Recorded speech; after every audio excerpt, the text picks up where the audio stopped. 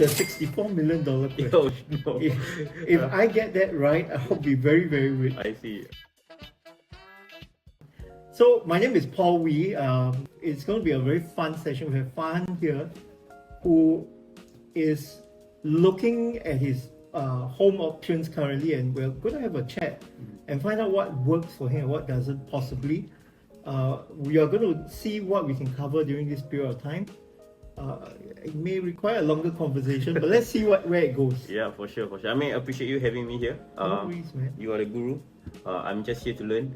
I think a lot of people are in my position who have no idea what it takes to think of a house. Feel like such an insurmountable thing, right? So yeah, I got a ton of questions, but yeah, where should I start?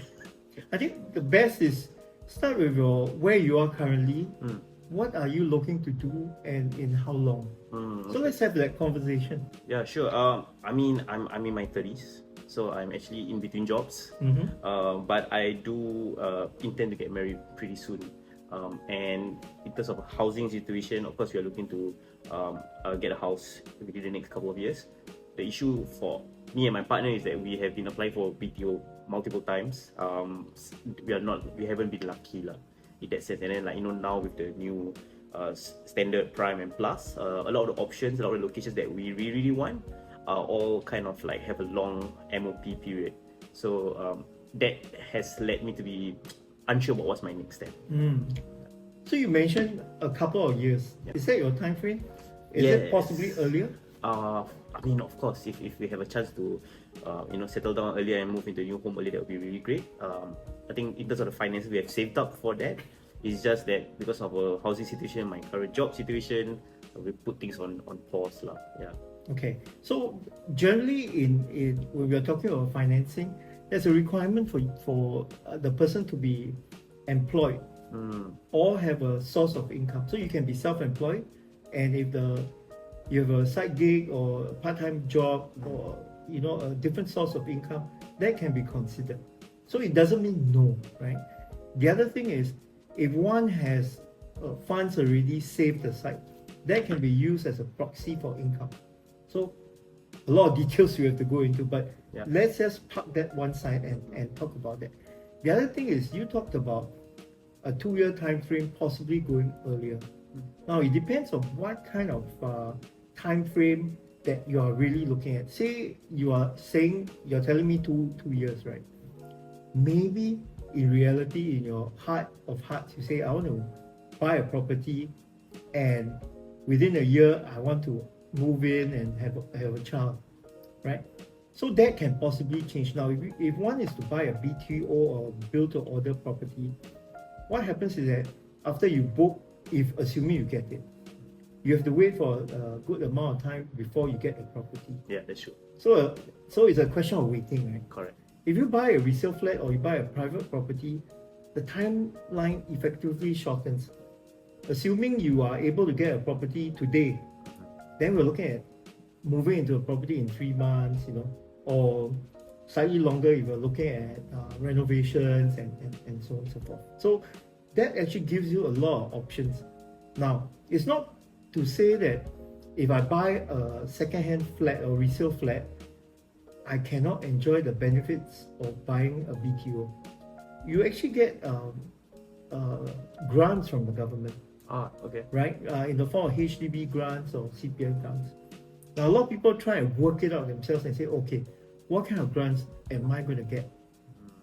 I think there's a simpler way and a more reliable way, which is to go into the HDB website and actually apply for HFE or HDB flat eligibility. I see. Okay. So with the HFE, they'll tell you what grants are you able to borrow or enjoy, and you have a better idea. Are the grants different from BTO and resale? It's a bit different. Yeah. So take a look at it, because there are things like proximity grants, where if you buy a property near your parents, within a certain period, you will get a certain within a certain distance, you get different amounts of grants. But if I'm a first-time buyer, I do get grants or Of course. resale. So okay. But you see, because a lot of these grants when you look at it, it's tabled to tell you if you fulfill this condition, this is how much you get. It gets a bit complicated. So I always tell people, anyway, you need the HFE to buy a property, HDB. Might as well go there, apply it, and take a look. Okay. The only challenge, like I said, is at this point in time, you're in between jobs you mentioned, and you're waiting to go to your next role. So you may or may not be impacted by that. We don't know. I can't say. If you borrow from a bank, the bank will look at it and say, okay, you have savings. How much of these savings can you put in and make it as replace your income? That's something I've always wondered about. Like, if you were to apply for like a bank loan, but you are in between jobs, but you have been gainfully employed for at least the last 2 years. It's just that maybe 1 or 2 months you've been out of work. The time when you apply, should you apply while you're still a bit out of work, or would it be safer to, once you already have a new employment, to then apply for the bank loan? It really depends. Okay. In most cases, one would benefit more when the person is employed. Sure. Why? Because if you make 5,000, 10,000 a month, they would count that towards your ability to service the loan. Now, if you don't have that, what will happen is that there's no ability to service. But if you tell me, hey, Paul, I've saved X dollars, right? Maybe 300,000 towards buying a property, right? In excess of your deposit. Then there's a way of calculating the figure to say, okay, if you have 300,000, what does it look like assuming that is translated into a form of income? Can you service the property? Can you service the loan? Okay. Right? So that's part of the whole essence of determining whether one is eligible for the loan. But never say never, generally, when one buys from the private property loans or borrows from the bank, there's a little more flexibility in terms of computations. I see. One last question with regards to refinancing, right? Historically, a lot of people, when they get a HDB, they will usually go for the HDB loan.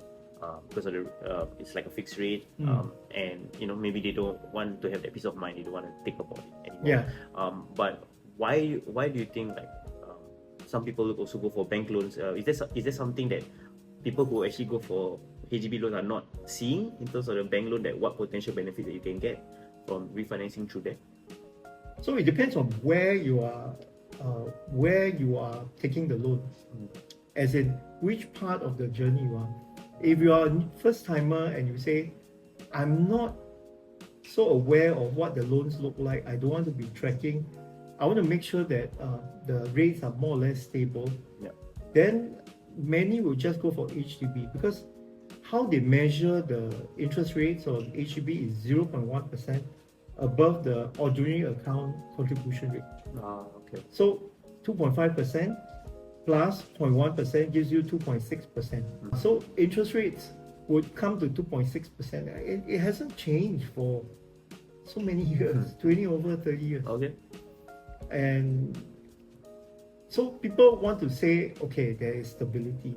Now, for many, many years, actually, the bank loan rates were very, very low, 0.6, 0.7, substantially lower than 2.6. For sure. That's why during that point in time, many people went to take bank loans. Okay. But it's only been in the last 3 to 4 years where you saw interest rates shoot up above HDB rates, and people are saying, oh, HDB rates are better. So really, it depends on one's ability to stomach risk, one's ability to or willingness to go and study more about interest rates. So it really depends, and it's not that HDB is right or bank loan is right. It really depends on your ability to stomach risk. I'm assuming a lot of factors led to the increase in interest rates.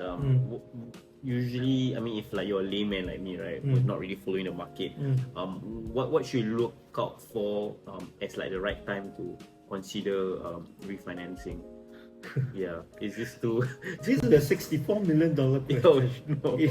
If I get that right, I'll be very, very rich. I see. Okay. Now, a large part of what we saw where interest rates went up was actually during COVID, right? Mm. So the scenario actually happened during, a lot of it happened during COVID.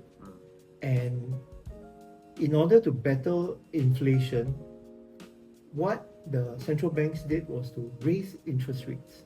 Now that had an impact of increasing mortgage rates. Now in the countries like US, when they raise rates, all the loans are dependent on this central rate, right? Or the federal funds rate, Fed fund rate.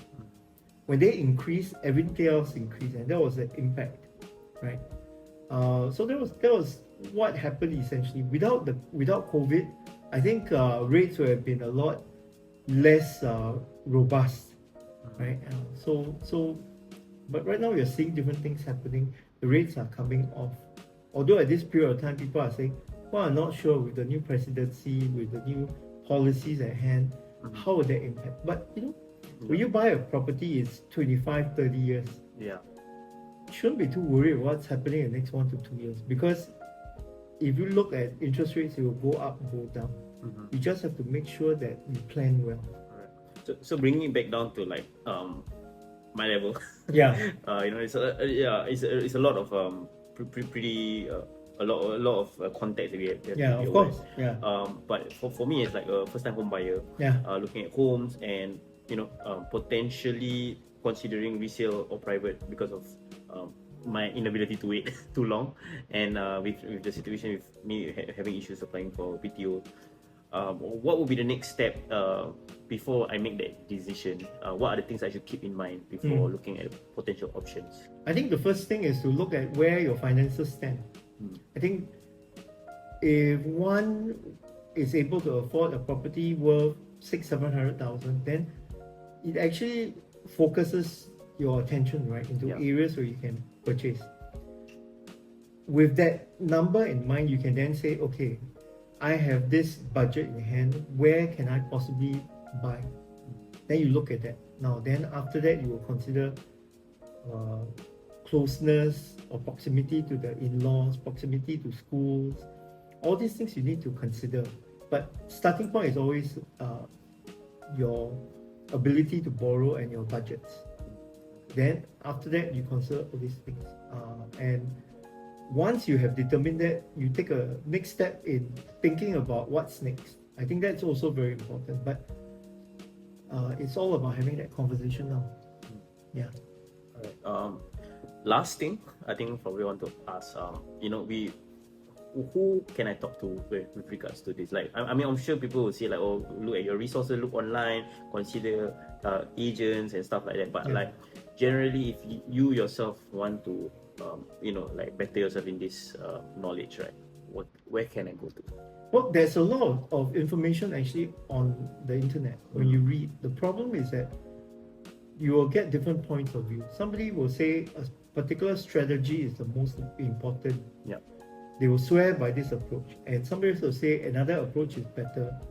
Now the question is, you have to ask yourself, what is my scenario? What applies to me? What do I plan to do? I think there's a sanity check that one needs to do. Yeah.